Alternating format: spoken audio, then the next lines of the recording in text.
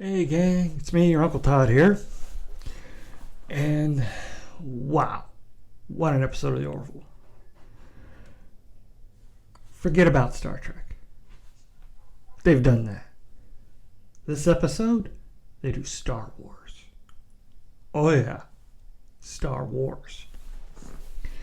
Starts out where the Krill and the Mocklins form an alliance, which is a little rocky because, well, the Krill don't trust anyone that's not a Krill for religious reasons, and the Mocklins don't trust anyone that's not a male for their reasons.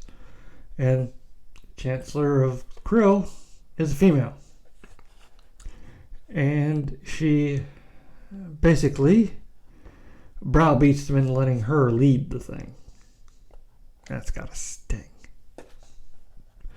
Meanwhile, the Orville was testing a new weapon created by Isaac and Charlie to use against Kalon. It is phenomenal.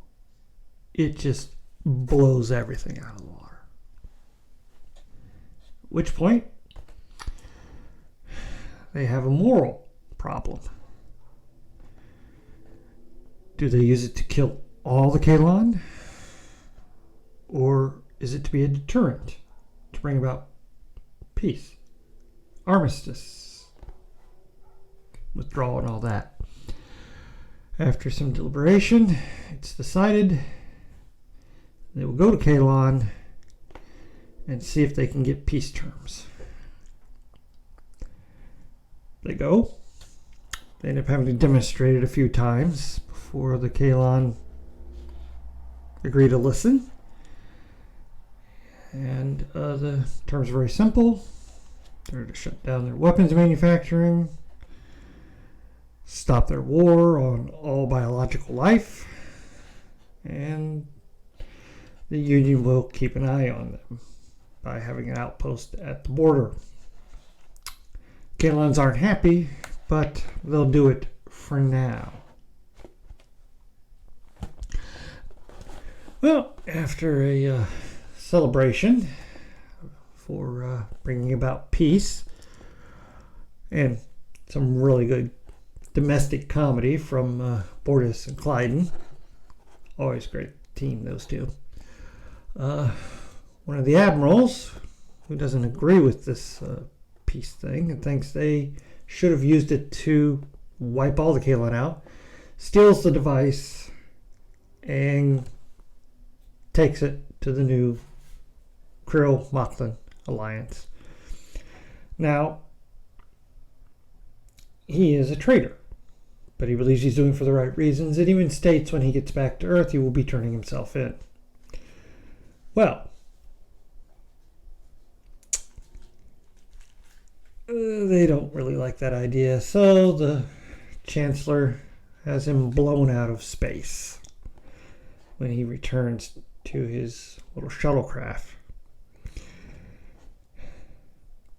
The theft is discovered. It's easily tracked down because of the access codes to the guilty party.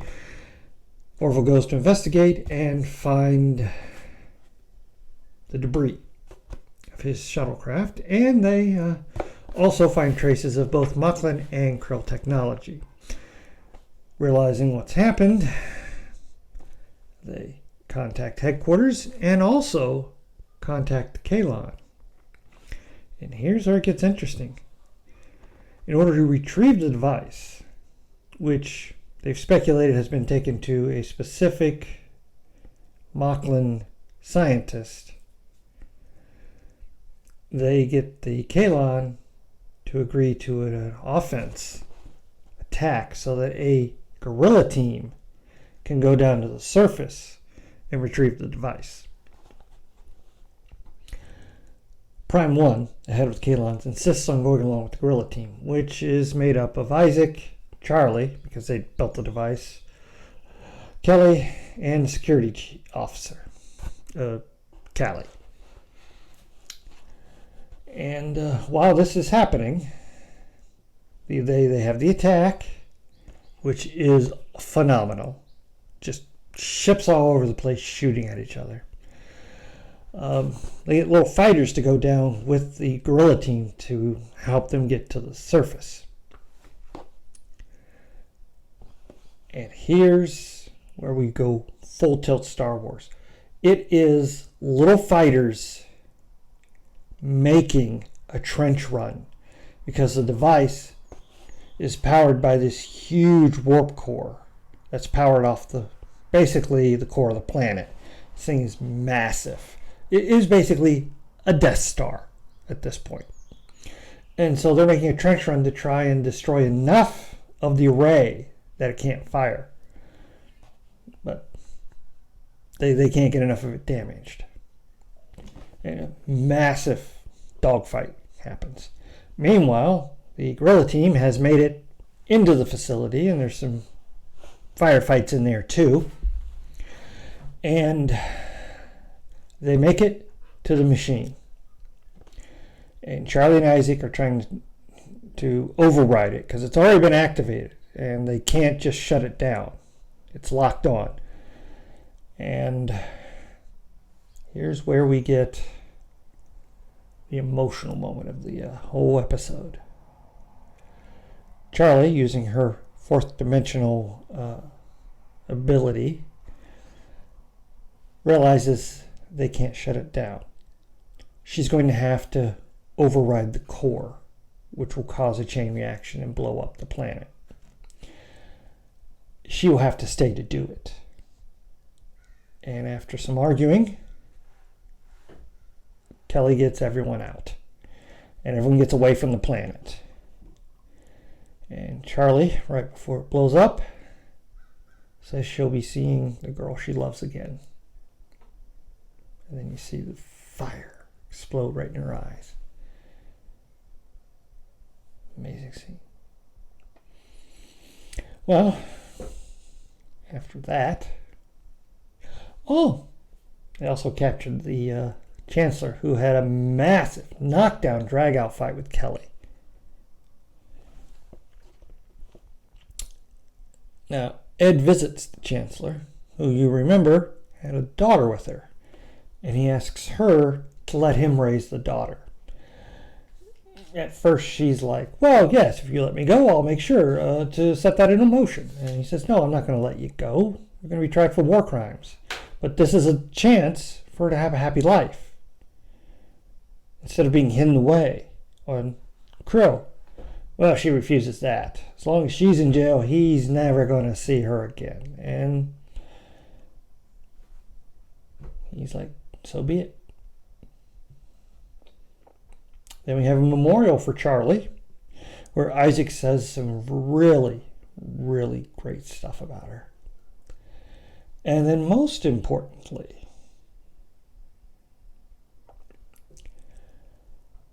Prime One, the leader of the Kalons, doesn't understand Charlie's sacrifice. Why? Why would she do this for someone she hates? And he's finally starting to understand what it was Isaac was trying to explain in the last season, that the Union are worthy of life. They are not like their original creators. And at the end of the episode, the Kalon are provisional members of the Union Council and could become permanent members. So we're going into the last episode with a possible war between the Union with the Kalon and the Moclan and the Krills. Very interesting to see what's going to happen. That episode will be called Future Unknown. And I'm really looking forward to it. This was a great episode.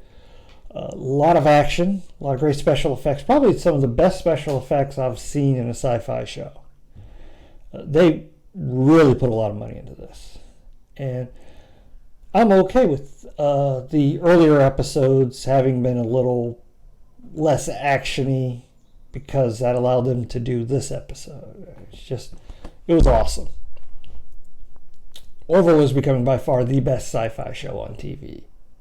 Sorry to you Trek and Star Wars fans, but it is what it is. And to my mind, it makes a certain amount of sense that a man mainly known for comedy would make the best action sci-fi show, because it's something different for him. He can have the comedy in it, but he's able to explore other facets of his creativity. And it's always the ones you never expect. You always pigeonhole in one thing. They always turn out to be so great in other things. Well, that's all I've got for this week. Please hit like, share, and subscribe, and I'll see you next time.